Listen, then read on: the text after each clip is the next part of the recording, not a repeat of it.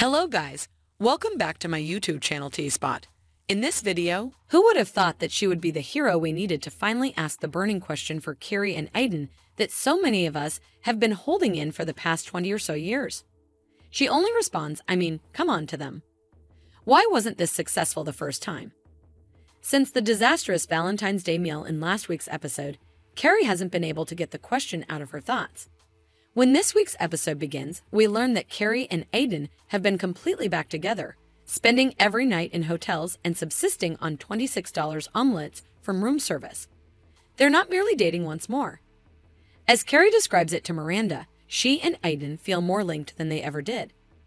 Carrie wonders whether she was never fully able to let Aidan in because of some poisonous bond to bait as she strolls down the street wearing some odd jammies and slippery outfit and matching baby blanket coat.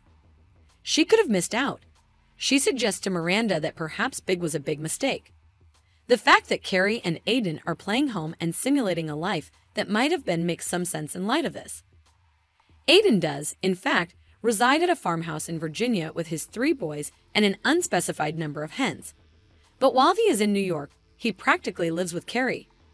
When Carrie and Aidan learn that Chai has little to no houseware, they all but clean out a Williams-Sonoma to fill that void, looking as happy as any couple choosing items for their wedding registry. This protects Chi from a string of unruly urban guests. It just makes sense that Carrie and Aidan rapidly become a we.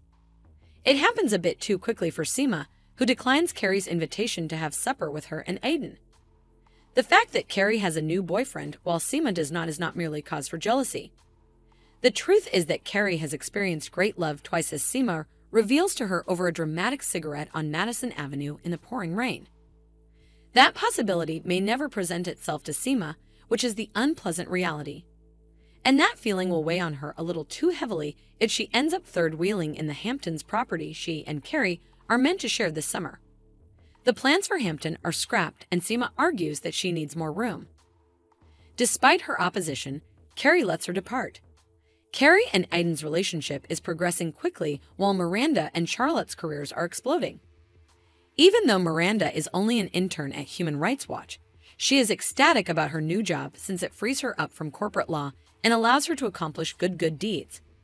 Her other interns, who are somewhat younger but have worked for the company for a longer period of time, are less pleased when Miranda becomes the boss's darling and is instantly chosen for the coveted position of note-taker while they are forced to labor over citations. They soon ice Miranda out like a couple of bullies from high school. Charlotte, on the other hand, encounters the younger generation at work in a completely unique and interesting way. Before Charlotte's first day at Kasabian Gallery, she becomes fixated on a few extra belly pounds that just won't fit in her ideal new ballerina outfit. While she double packs herself in shapewear and only eats bone broth throughout the week, the pooch, which is essentially non-existent, still persists. Charlotte arrives to work sucked and tucked, her coat covering her middle as if she were concealing a pregnancy. However, Charlotte shakes off all the turmoil she internalized during the heroin chic era when a 20-something co-worker, who is larger than Charlotte but is fearlessly bearing her midriff, swoops down the stairs and tells Charlotte her outfit is ferocious. I can attest, at least anecdotally, that Gen Z is truly an inspiration to older women everywhere in their unabashed embrace of all body sizes and their devil may care attitude towards which women are allowed to wear certain garments. It's a sudden about face, which is jarring, but as a Zennial who witnessed Y2K's relentless body shaming, I can attest to that. Britney Spears may have been the crop top king during our formative years, but few women in the Millennial and Gen X generations possessed the stick-thin bodies that were required to pull off that style at the time. Girls today carry whatever belly they have, and, as Charlotte quickly realizes, that mindset is allowing women of all ages to finally breathe. However, the episode's finest revelation comes towards the end when Carrie begins to comprehend her past mistakes rather than just wondering about them. Between gulps of beer back in Chi's kitchen, there is a little silence as she considers why Carrie and Aidan's relationship failed so miserably. The solution seemed clear-cut to Carrie. Because I made a mistake. Carrie states emphatically and firmly.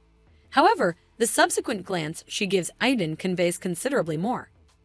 Carrie isn't only talking about her relationship with Big, which caused her and Aidan to first split up. She isn't just lamenting her change of heart after their second failed engagement. But it is clear that both of those incidents students are deeply regretted. Carrie now realizes that her decision to choose Big over Aidan was a grave error and that her life with Aidan would have been much better and more satisfying during the last 2 decades. And hallelujah, indeed, a sizable segment of the fan community, including myself, agrees and has never really moved on. I couldn't help but wonder, can't we just end the series right here when Carrie and Aidan hug? Let us know what you think in the comments below. And don't forget to like, subscribe, and share the video. Thank you for watching. See you soon.